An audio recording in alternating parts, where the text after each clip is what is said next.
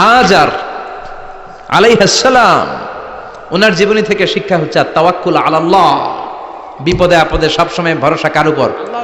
আমাইয়াতাওয়াক্কাল আলাল্লাহি ফাহুয়া হাসবু, যে ব্যক্তি আল্লাহর উপর ভালো করে তাওয়াক্কুল করে একমাত্র আল্লাহই তার জন্য যথেষ্ট হয়ে যায়। সুবহানাল্লাহ, সুবহানাল্লাহ পড়ছেন? পড়েন সুবহানাল্লাহ। হাজার আলাইহিস সালাম, ওনার জীবনী থেকে শিক্ষা হচ্ছে আল্লাহর উপর তাওয়াক্কুল। সাইয়েদনা ইব্রাহিম আলাইহিস সালাম সাইয়্যিদাতুনা হাজারকে নিয়ে, দুধের বাচ্চা ইসমাইলকে নিয়ে মক্কার মরুজমিনের মাঝখানে রেখে আসলেন। মানুষ নাই, প্রাণী নাই, খাওয়ার পানি নাই, কোনো পশু পাখি নাই, আকাশের পাখিও নাই, কেউ নাই, একটা মাত্র পানির মশক। একটা মশকের ভেতরে সামান্য কিছু পানি। দুধের বাচ্চা ইসমাইলকে নিয়ে সাইয়্যিদাতুনা হাজার দাঁড়িয়ে রইলেন।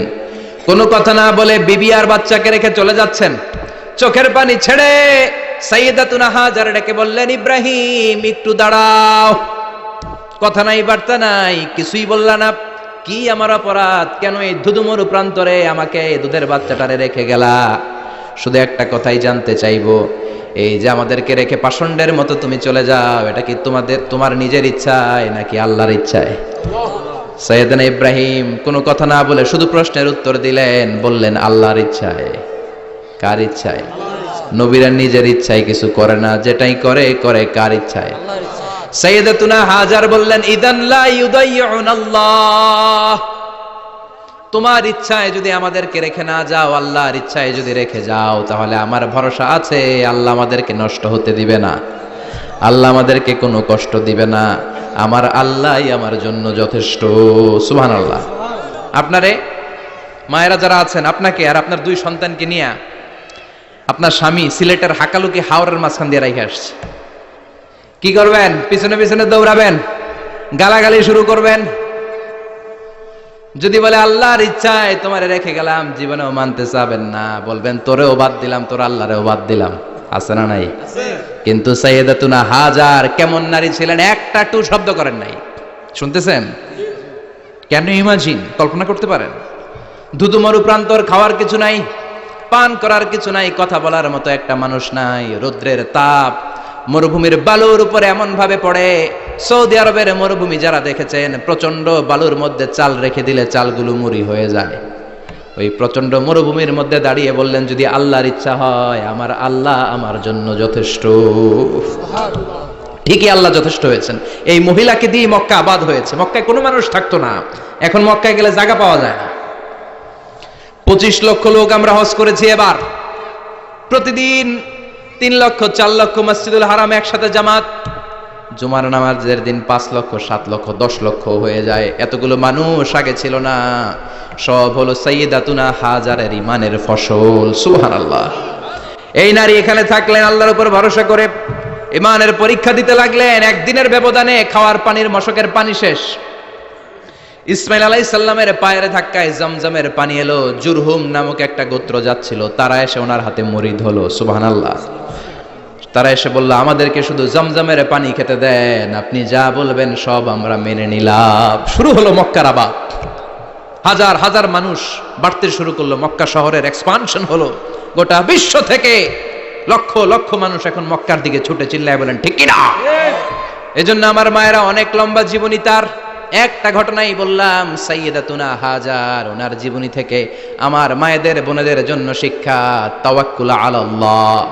বাঁচি আর মরি, সুস্থ থাকি আর অসুস্থ থাকি, বিপদে থাকি আর যেই কোনো সমস্যায় থাকি না কেন, ভরসা করতে হবে একজনের উপর। তিনি কে? আল্লাহ। আল্লাহর উপর যে ভরসার মতো ভরসা করতে জানে, আমার আল্লাহই তার জন্য যথেষ্ট। ঠিক কিনা? তাহলে হাজার থেকে আমার বোনদের জন্য শিক্ষা হচ্ছে, তাওয়াক্কুল করব আমরা কার উপরে? ভরসা রাখবো কার উপর? না নৌকার উপর, না ধানের শীষ, নাকি লাঙ্গল, নাকি দাড়িপাল্লা? ভরসা কার উপরে? সব সময় আত-তাওয়াক্কুল আলাল্লাহ, আল্লাহর উপর ভরসা করতে হবে আমার মায়েরা, আমার বোনেরা। 2 নম্বরে বলেছি কার কথা? আসিয়া রাদিয়াল্লাহু তাআলা আনহা আলাইহাস সালাম, ফেরাউনের স্ত্রী। এই মহিলা অনেক দামি মহিলা, মুসা আলাইহিস সালামের পালক মা। সুবহানাল্লাহ পড়েন। নিজের সন্তান ছিল না, সাইয়েদনা মূসা আলাইহিস সালামকে মায়ের মতো লালন পালন করেছেন। গোপনে গোপনে মূসা আলাইহিস সালামের উপর ঈমান এনেছেন। গোপনে গোপনে রাত্রিবেলা তাহাজ্জুদ পড়ে চোখের পানি ছেড়ে চাইতেন কার কাছে? ফেরাউনের বউ আর ফেরাউনের ফিনান্স মিনিস্টার, অর্থমন্ত্রীর বউ, দুইজন লুকিয়ে কালিমা পড়ে মুসলমান। ফেরাউন কিচ্ছু জানে না। সুবহানাল্লাহ। কি আল্লাহর খেলা! ফেরাউন লক্ষ লক্ষ বনী ইসরাইলের ছোট্ট বাচ্চাকে জবাই করেছে একটা বাচ্চাকে ঠেকানোর জন্য। নাম কি? মূসা। আর ফেরাউনের ঘরে আল্লাহ মূসাকে বড় করলেন। কোন সুবহানাল্লাহ! লুকিয়ে লুকিয়ে ঈমান আনলো। ফেরাউনের বউ আসিয়া, অর্থমন্ত্রীর বউ, দুইজন মিলে ফেরাউনের কাছে ঘটনা পৌঁছে গেল, খবর পৌঁছে গেল। ফেরাউন ডেকে পাঠালো। দুধের বাচ্চাকে নিয়ে ফেরাউনের অর্থমন্ত্রীর বউ হাজির। কুখ্যাত সন্ত্রাসী ফেরাউনের নিজের বউ আসিয়াও হাজির। ফেরাউন বলে, এক আল্লাহর উপর কুফরির ঘোষণা দে, আল্লাহকে ভুলে যা, আমার পায়ের সামনে সেজদা দে, আমি মাফ করে দেব। আসিয়ার এক কথা, জীবন যাবে কিন্তু ঈমান যাবে। ফেরাউনের অর্থমন্ত্রীর স্ত্রীরও এক কথা, যে আল্লাহর কাছে আমরা মাথা নত করেছি, পৃথিবীর কোন শক্তির কাছে ওই মাথা আর নত হতে পারে না। ফেরাউন বলল, তাই নাকি? দেখি তোদের ঈমানের পাওয়ার কত বড়। অর্ডার করলো, বিশাল বড় পাতিল নিয়ে আসো, কড়াই নিয়ে আসো, কড়াই ভর্তি তেল গরম করতে শুরু করো। টকবক টকবক করে কড়াইয়ের মধ্যে গরম তেল। ফেরাউন বলে, ও অর্থমন্ত্রীর স্ত্রী, তোমারে অনেক ভালো জানতাম, এখনই আমার পায়ের সামনে সেজদায় লুটিয়ে পড়ো, আল্লাহরে ছাড়ো, আমি তোরে ছেড়ে দেব। অর্থমন্ত্রীর বউ বলে, এত সোজা না। সুবহানাল্লাহ বলেন। কি ঈমান? ঈমানের পথে অবিচল থেকে আমার মরণ যেন হয়, তোমারই কাছে মিনতি আমার, তোমারই কাছে মিনতি আমার, মহামহিম দয়াময়, ঈমানের পথে অবিচল থেকে আমার মরণ যেন হয়। পড়েন আমিন। আবার পড়েন আমিন। এক কথা, আল্লাহর সামনে মাথা নত করেছি, কারো সামনে করব না। ফেরাউন অর্ডার দিল, এই মহিলার দুধের বাচ্চাটারে টান দিয়ে আন, টকবক তেলের মধ্যে, কড়াইয়ের মধ্যে গরম তেলের মধ্যে ছেড়ে দে। মায়ের চোখের সামনে দুধের বাচ্চাকে গরম তেলের মধ্যে ছাড়ে। হিসাবটা কি সহজ নাকি? কথা বলেন। চিৎকার দিয়ে মা কেঁদে ওঠে, ছেড়ে দাও। ফেরাউনের নির্দয় অন্তরে দয়া হয় না। দুধের বাচ্চাটারে তেলের মধ্যে ছেড়ে দেওয়ার পরে মুহূর্তের মধ্যে ছেলেটা রোস্ট হয়ে যায়।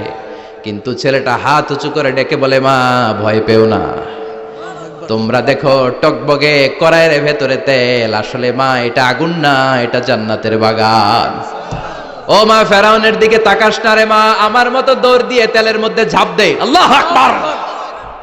ফেরাউনের অর্থমন্ত্রীর বউয়ের ঈমান দ্বিগুণ হয়ে যায়, 3 গুণ হয়ে যায়। সে বলে, ফেরাউন, গোটা পৃথিবীটার এক পাশে করতে পারবি, কিন্তু আমার মাথাটা তোর পায়ের সামনে নোয়াতে পারবি? ফেরাউনের অর্থমন্ত্রীর ওই স্ত্রীকে বাচ্চার পরে ওই তেলের মধ্যে ঢেলে দেওয়া হলো। ওই মহিলাটাও রোস্ট হয়ে যায়। বাকি রইল ফেরাউনের বউ আসিয়া। কি নাম? আসিয়া কিন্তু দৃশ্যটা দেখেছে, চাক্ষুষ মৃত্যু দেখেছে দুইজনের। ফেরাউন বলে, আসিয়া, কত অন্তরঙ্গ সম্পর্ক আমাদের, আজীবন কত ভালোবাসা ছিল, কত খুনসুটি ছিল, কিন্তু আমার পায়ের মধ্যে সেজদা দিয়ে প্রমাণ কর তুই আমারে ভালোবাসিস। আসিয়ারও একই কথা, জীবন দিব কিন্তু ঈমান দিব না। ফেরাউন বলল, তোকেও আমি ছাড়বো না, তোকে আমি উলঙ্গ করব। হাজার হাজার মানুষের সামনে আসিয়ার কাপড় টেনে নেওয়া হলো, তক্তার মধ্যে শুইয়ে, তক্তার মধ্যে হাতে পায়ে পেরেক মারা হলো। হাতের এই পাশ দিয়ে পেরেক ঢুকে, ওই পাশ দিয়ে বেরোয়, তক্তার এ পাশ দিয়ে ঢুকে, ও পাশ দিয়ে বেরোয়, ফিনকি দিয়ে রক্ত বের করে। আসিয়া সহ্য করতে না পেরে ডেকে বলে, আল্লাহ, ফেরাউন থেকে তুমি আমারে বাঁচাও। এই দোয়াটা সূরাতুত তাহরিমে আল্লাহ সরাসরি কোট করেছেন, রব্বিবনিলি ইনদাকা বাইতান ফিল জান্নাহ, ও আল্লাহ মালিক, তোমার পাশে জান্নাতে একটা ঘর বানায়া দিও। এরকম একটা সঙ্গীত আছে না নাই? এই সঙ্গীতটা সরাসরি সূরাতুত তাহরিম আসিয়ার দোয়া থেকে কোট করা হয়েছে। পড়েন সুবহানাল্লাহ। মালিক তুমি জান্নাতে, তোমার পাশে আমায় একটি ঘর বানিয়ে দিও,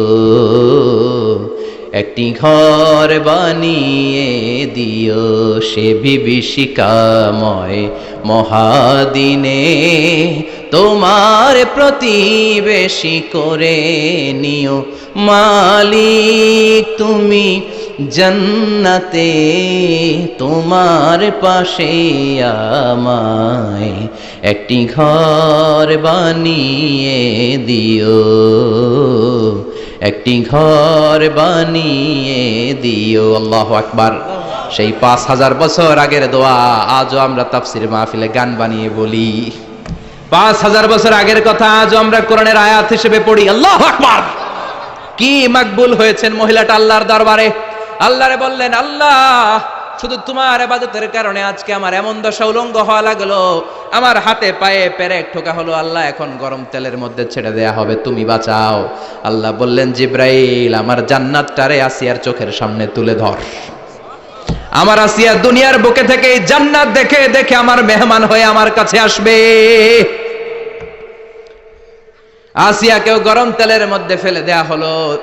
দুনিয়ার বুকে থেকে জান্নাতের নমুনাটা দেখতে দেখতে সাইয়েদাতুনা আসিয়া আল্লাহর কাছে চলে গেলেন। পড়েন আল্লাহু আকবার।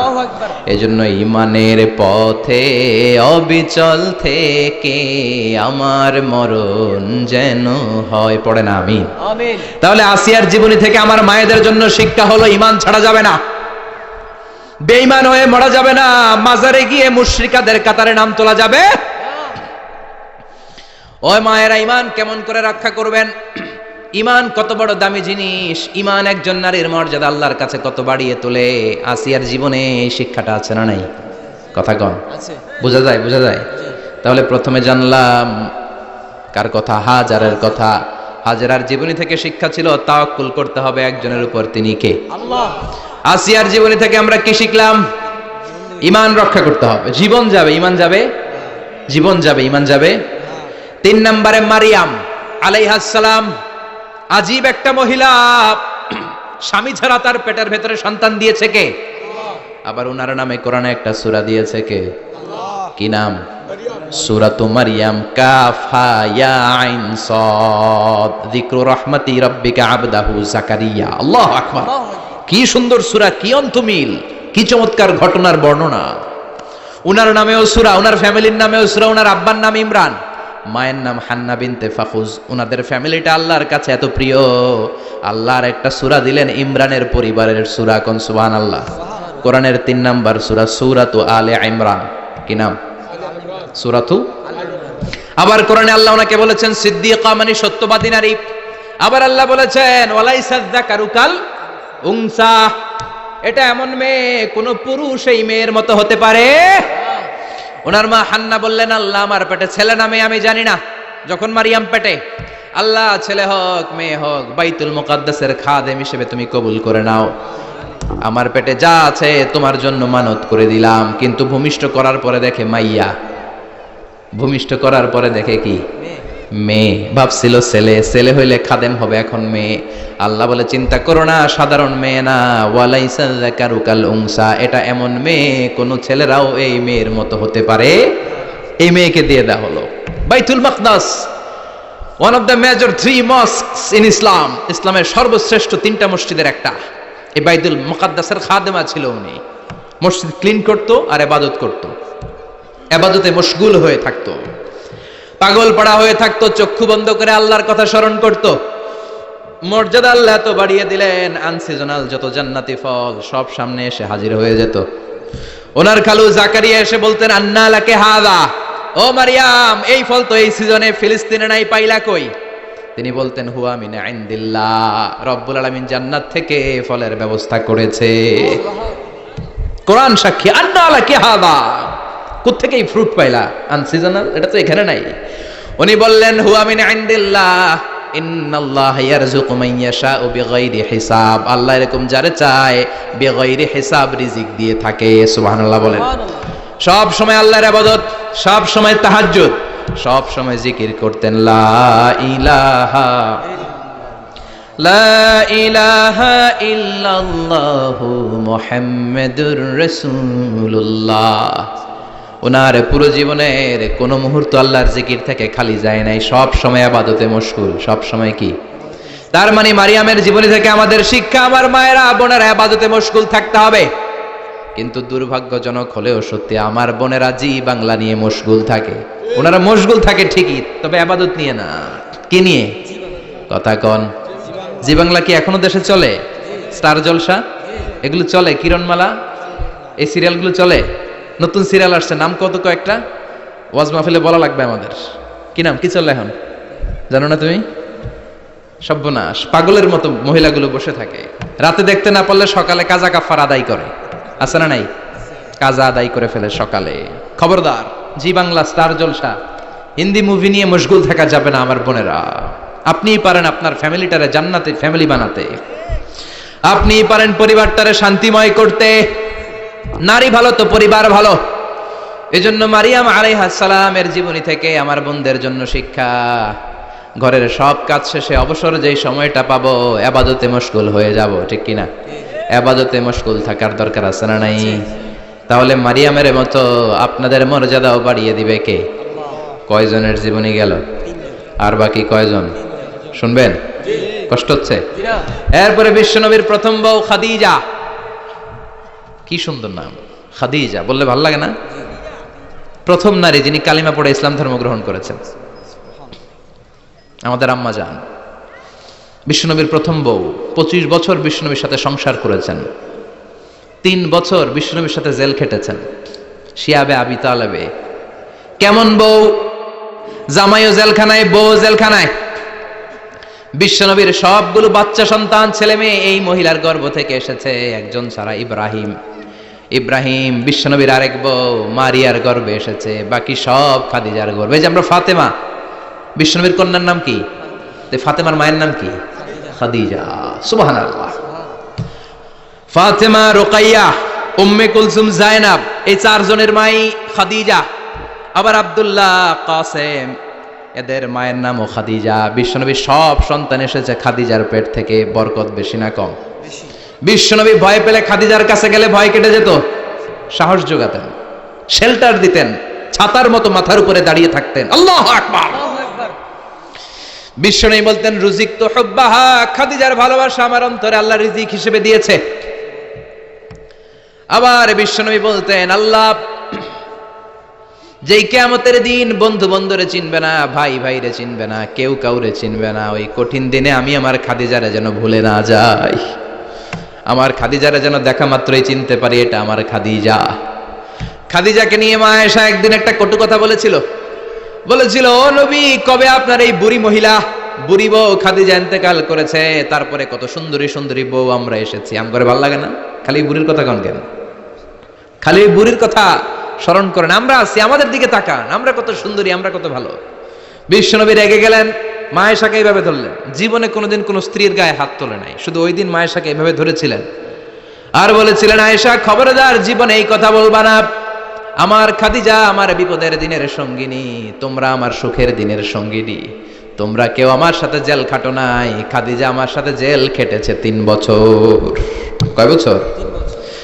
খাদিজা যখন ইন্তেকাল করলো, বিশ্বনবী কবর দিলেন, দোয়া করলেন আর কাঁদলেন। সাহাবারা দোয়া শেষে চলে যায়। আবু বকর বললেন, নবী কবর দেয়া হলো, খাদিজাকে দোয়া করা হলো, এবার চলেন। বিশ্বনবী তবুও যান না। বিশ্বনবী বললেন, আবু বকর তোমার মনে চাই তুমি ঘরে ফিরে যাও, আমি যাব না, আমি দাঁড়িয়ে থাকবো। খাদিজার কবরের 3টা প্রশ্নের জবাব আমি বিশ্বনবী দিয়ে তারপরে ঘরে ফিরে যাব।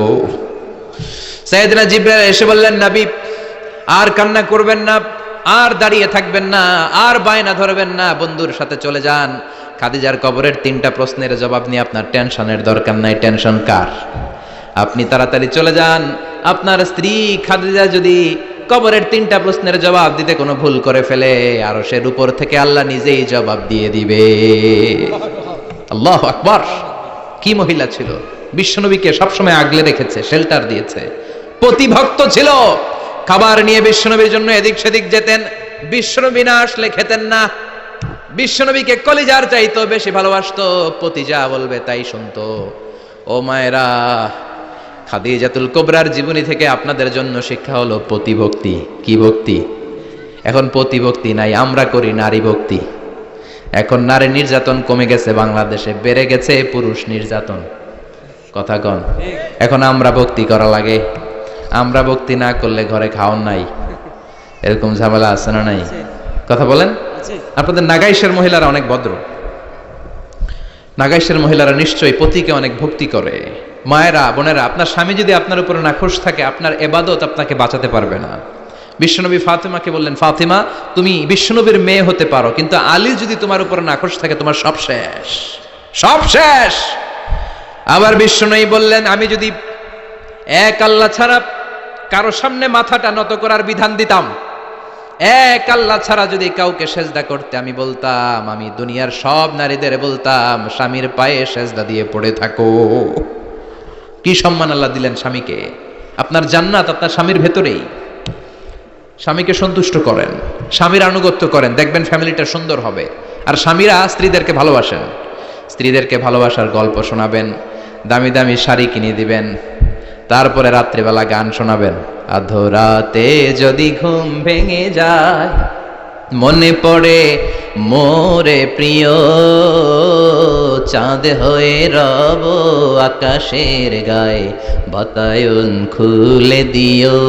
এই গানগুলো শুধু বউয়ের গান, শালীর গান না, বাবির জন্য না, চাচাতো বোনের জন্য না। উল্টাপাল্টা জায়গায় করলে গুনাহ আছে না নাই? স্ত্রীর সাথে প্রেম নিবেদন করেন, ভালোবাসা নিবেদন করেন, সংসারটারে শান্তিপূর্ণ করে দিবে কে? তার মানে খাদিজাতুল কুবরার জীবনে থেকে শিক্ষা কি? বললা গেছি কি শিক্ষা? প্রতিভক্তি। কি ভক্তি? স্বামীকে ভক্তি করা লাগবে, তা না হলে জান্নাত নাই। এরপরে বিশ্বনবীর একমাত্র কুমারী বউ নাম কি? আয়েশা। বিশ্বনবী বললেন, উরিতুকি ফিল মানামি সালাসা লায়াল। আয়েশা, বিয়ের আগে তোরে কিন্তু আমি 3 বার স্বপ্নে দেখছিলাম। সুবহানাল্লাহ কইবেন না? বড্ড খুশি হয়ে গেলেন আয়েশা। এরপরে বললেন, 3 বার স্বপ্ন দেখার পরে তোমার ব্যাপারে মনের মধ্যে কেমন কেমন যেন ভালো লাগে। তারপরে একটা ছোট্ট কাগজের মধ্যে, জান্নাতি কাগজ, রেশমি কাপড়ের মধ্যে তোমার চেহারাটা এনে জিব্রাইল বললেন, দেখেন নবী কেমন লাগে? আমি কইলাম ভালো লাগে। কার মেয়ে? আপনার বন্ধু আবু বকরের মেয়ে, বিয়ে করবেন নাকি? বিশ্বনবী বললেন, ও জিব্রাইল, তুমি যদি ঘটক হও, আল্লাহ যদি হয় কাজী, আমি মুহাম্মদ বিয়েতে রাজি। সুবহানাল্লাহ পড়েন। বিয়ে হয়ে গেল, কিন্তু ঘরে দামি ফার্নিচার নাই, টাকা পয়সাও তেমন নাই, কিন্তু আছে খালি সুখ। আছে কি? যেটা টাকা দিয়ে কিনা যায়। টাকা দিয়ে বাড়ি কিনা যায়, গাড়ি কিনা যায়, সুখ কিনা যায় নাকি? টাকা দিয়ে বিছানা কিনা যায়, বালিশ কিনা যায়, ঘুম কিনা যায় নাকি? কথা বলেন। এজন্য সুখ দেওয়ার মালিক কে? দোকানে সুখ পাওয়া যায়? নাকাইশ বাজারে তো সুখ বেছে না? বেচলে নিয়ে যেতাম আজকে গাড়িতে করে। সুখ বেছে? কথা কন। সুখ পাওয়া যায় না। সুখ দেওয়ার মালিক একজন, তিনি কে? মা আয়েশা একমাত্র কুমারী বউ। আদর করে তিনি ডাকতেন হুমায়রা, আবার মাঝে মাঝে ডাকতেন ইয়া আইশু। আয়েশা না, আয়েশু, সংক্ষেপ। এত ভালোবাসতেন মা আয়েশাকে। মা আয়েশা গ্লাসের যেই জায়গা দিয়ে পানি খেতেন, বিশ্বনবী ওই জায়গায় মুখ লাগিয়ে পানি খেত।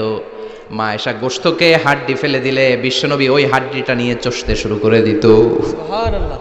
এক বালতি থেকে পানি নিয়ে দুইজনে গোসল করত।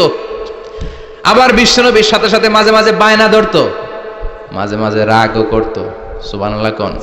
স্বামী স্ত্রীর মধ্যে একটু রাগ আছে না নাই?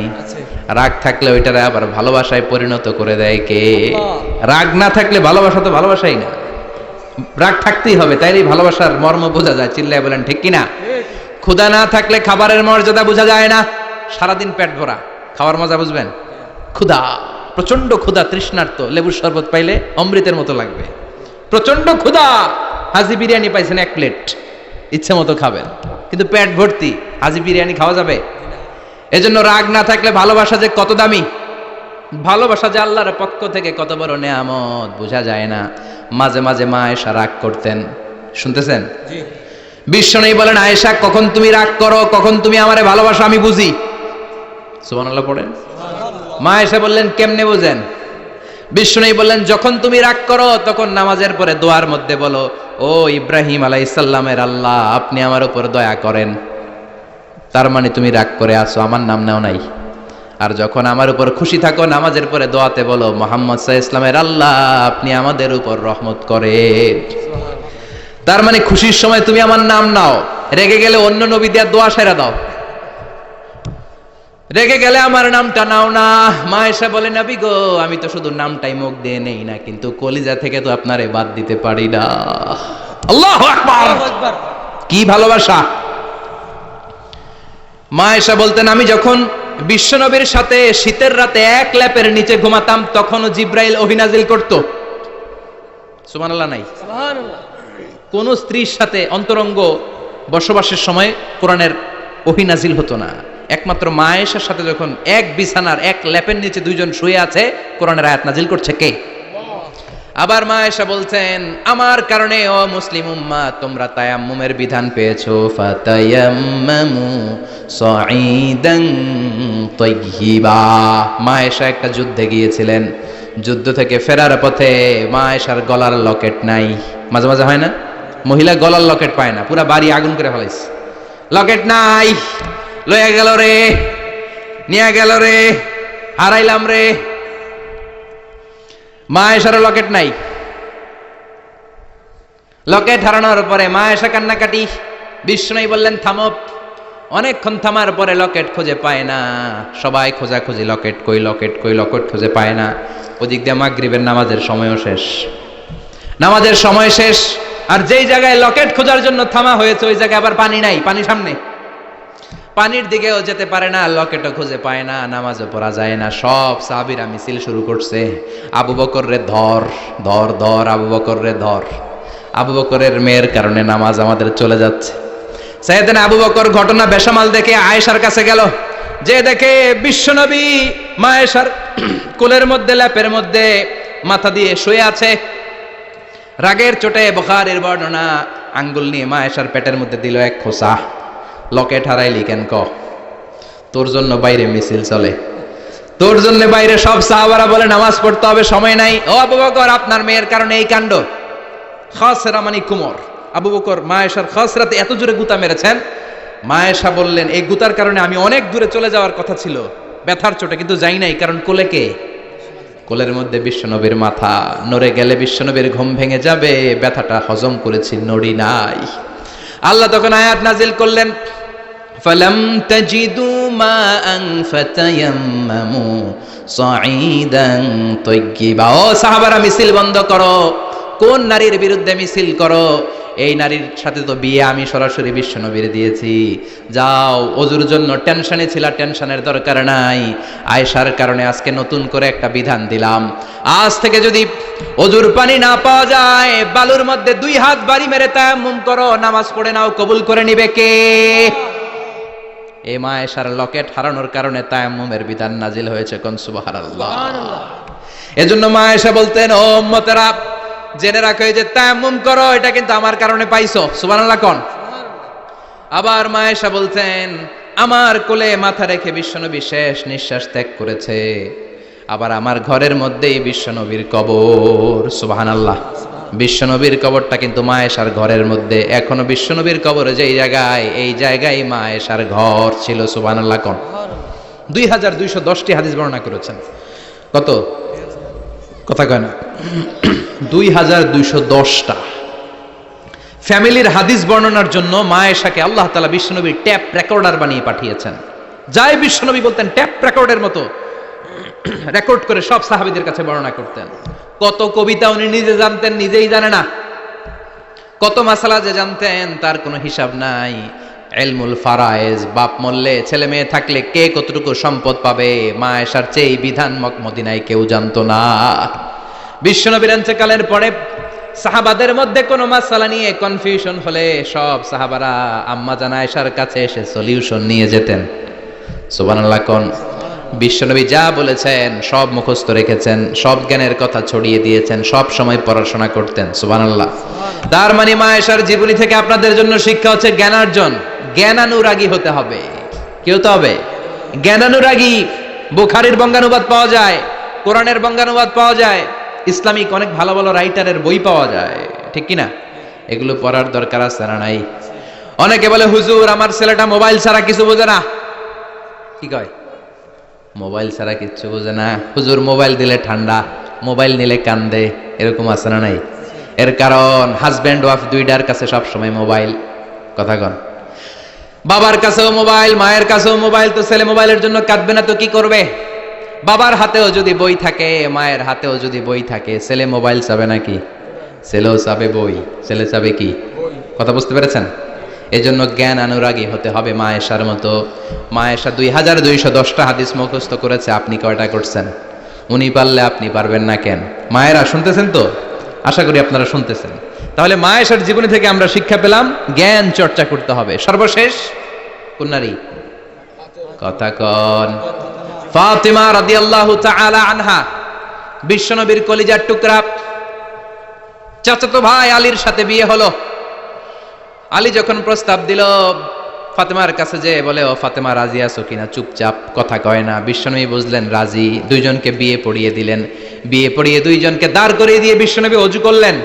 ওযু করার পরে সামান্য কিছু ওযুর পানি ছিল, আলীর মাথার মধ্যে ছিটিয়ে দিলেন, বরকতের পানি। সুবহানাল্লাহ কইবেন না? সুবহানাল্লাহ। ওযু করে সাইয়েদনা আলীর মাথার মধ্যে ছিটিয়ে দিলেন আর দোয়া করে দিলেন, বারাকাল্লাহু লাকুমা ওয়া বারাকা আলাইকুমা ওয়া জামাআ বাইনাকুমা ফি খাইর।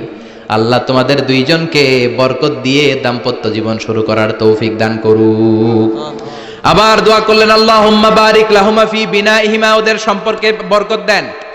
ওয়া নাসালিহিমা শিবলিহিমা, ওদের গর্ভে যে সন্তান আসবে এগুলোর শ্রেষ্ঠ সন্তান বানান। 1 বছরের ব্যবধানে ঘরটাকে আলোকিত করে প্রথম সন্তানের জন্ম হাসান। সুবহানাল্লাহ।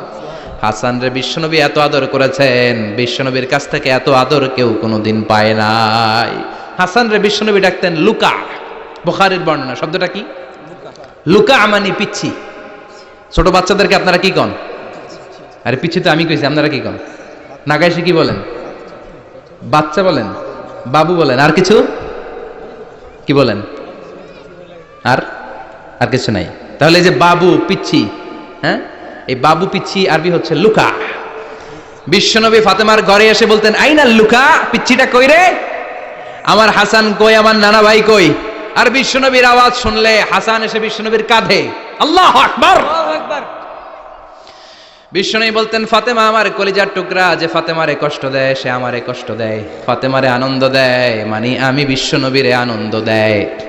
এই ফাতেমা সব সময় পর্দায় থাকতেন, দিনের বেলা বেরোতেন না, সারা দিনে টয়লেট করতেন একবার, সেটাও করতেন রাত্রে, যাতে দিনের বেলা কেউ তারে না দেখে। কি ব্যালেন্স লাইফ, কি ব্যালেন্স লাইফ! রাতে একবার টয়লেটে যাওয়া মানে কি সারাদিন খাওয়া দাওয়া এরকম ব্যালেন্স করে করতেন।